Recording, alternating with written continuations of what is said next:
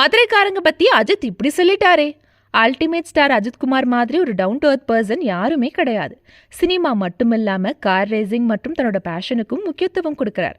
அதோடும் தன்னோட ஃபேமிலியோடையும் golden time spend பண்றார்.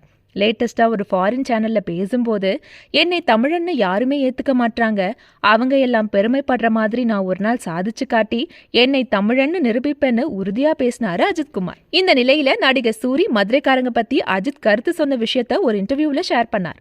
சூரி பேசும்போது, அஜித் சாரோட ஜி படத்துல நான் ஒரு சின்ன ரோல்ல நடிச்சேன். அப்ப எனக்கு எதிர்பாராத விதமா அடிபட்டுடுச்சு. அதை பார்த்த அஜித் சார் என்கிட்ட வந்து கவனமா இருக்க வேண்டியது தானே, எந்த ஊருன்னு கேட்டார். நான் உடனே மதுரை சார்னு சொன்னேன். உடனே அவர், அது எப்படி மதுரைக்காரங்க எல்லோரும் இவ்வளவு ஃபயரா இருக்காங்கன்னு கேட்டார்.